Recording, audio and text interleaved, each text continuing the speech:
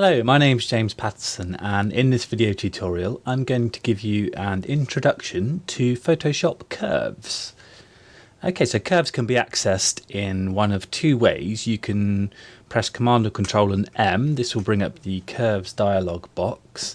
Any changes you make here to the curve will be applied directly to the image. So instead of doing that, we're going to add curves as an adjustment layer by clicking the Add Adjustment Layer icon here in the Layers panel, and let's select Curves, and then we have our Adjustments panel pop up with our curve. And in this area within the Curves dialog box here, you can see we have a histogram of the image, which gives us a good idea of how the tones are behaving and where the pixels are situated along the scale between dark and light.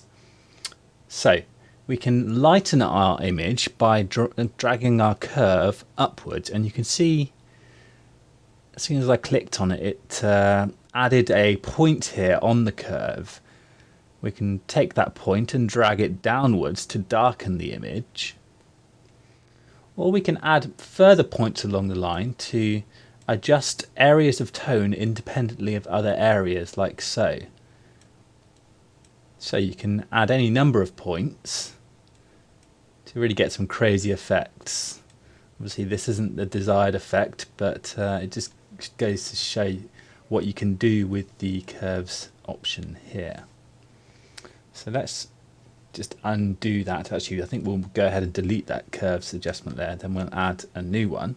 And now I'm going to show you how to use a curve to make a tonal adjustment, which will be an integral part of the image editing process. So let's go to our adjustments panel here. You can see I have my curve dialog box open again, and I'm going to add contrast by drawing an S shape to my curve. So I'm going to drag down in the shadow areas here and then drag up in the lighter areas here.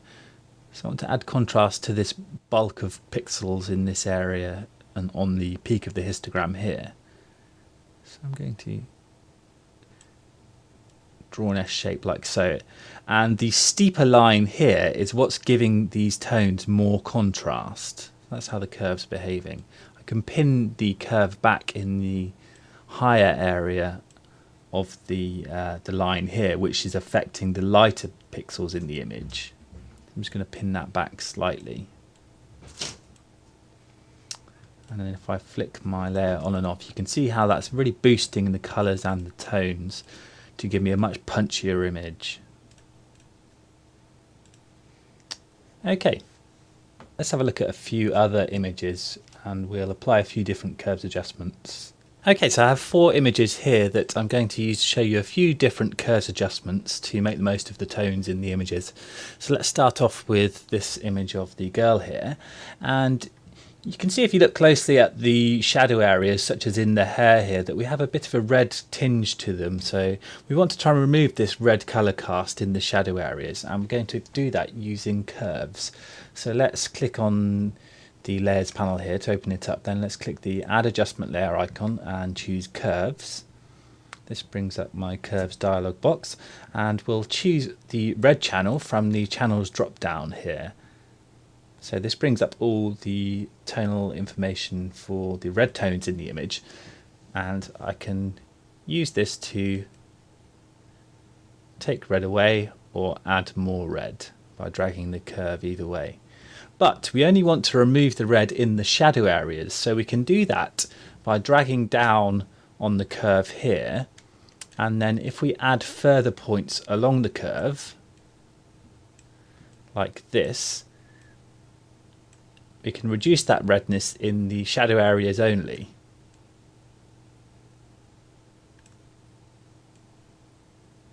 So that looks pretty good. Let's just flick the adjustment layer on or off, and you can see how that's working to reduce that redness in the hair there. So moving on to our next image. This image is slightly lacking in contrast, so we're going to add a curves adjustment layer to add contrast, again by drawing an S-shaped curve like this to boost the contrast. So that's doing a good job of boosting the contrast for a punchier image. I'm slightly worried that it's affecting the colours in the image. So it's not only affecting the lightness, it's also boosting the saturation, which is not really what I'm after with this image. So there's something we can do to combat that. If we go to the layers panel here and click on the blend mode for our curves adjustment layer, let's change that to luminosity, and you can see how the colours are staying the same and we're only boosting the contrast. If I turn that layer on or off, that shows you how that's working. That's a really useful tip to boost contrast without affecting colours. So let's move on to our next image. So here we have a landscape that is lacking in contrast a little bit, so we're going to add a couple of curves to bring out some of the details. Let's go ahead and add a curves adjustment layer, and you can see from my histogram that's displayed in the curves box here that I have a peak here and a smaller peak here. So this larger peak is representing the tones in the land here, so I can add an S shape to that area there to boost those tones in the landscape there. Not too worried about the sky being blown out at the moment because we'll sort that out in a minute. Let's just worry about the land for now, and that's looking good. Let's just hide my adjustments panel, and then we'll grab the magic wand tool. Let's set tolerance to about 40. And I'm going to click over the sky area here like this, holding shift and continuing to click. I can add to that selection. So that looks okay.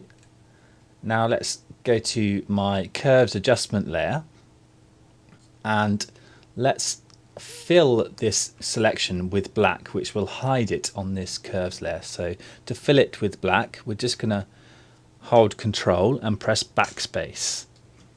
And that fills your selection with your background color, which is currently set to black. So let's add another curves adjustment. I'm first of all going to press Command or Control and D to deselect that sky. Let's add another curve. And this time let's look at the sky and we'll try and boost some of the tones in that. So we'll drag down on the curve, just like this. Maybe boost the contrast a little bit up here. So that looks okay. Let's just hide that adjustments panel. And on my second curves layer, I am going to drag my layer mask that I created on my first curves layer to it by holding Command or Control Alt and dragging it upwards like this. So replace layer mask. Yes, we'll replace the layer mask, but we need to invert the layer mask as well. So let's hit Command or Control and I. Sorry, with my top layer selected, Command or Control and I, and that will invert that layer mask. And there we go. So a couple of quick adjustments and we've gone from this to this.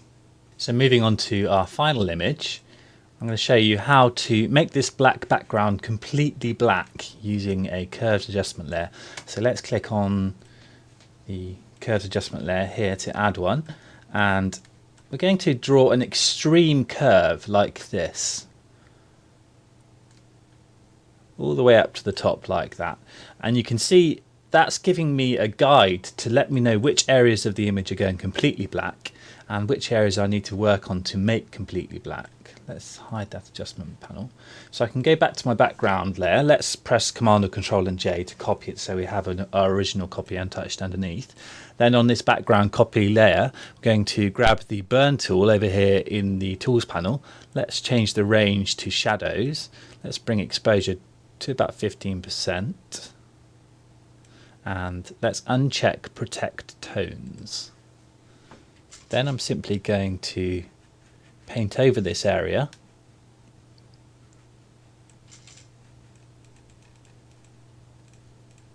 Just like this, and you can see that's making that area completely black. Let's try it over here as well.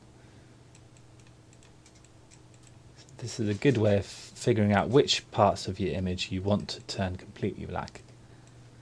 And then let's flick that adjustment layer off. So you can see we've gone from that to that. So making a nice clean background. It works exactly the same with a white background. You just need to drag the curve down the other way and it works exactly the same way. Okay, that's a few excellent tips to work with curves. Thanks for watching.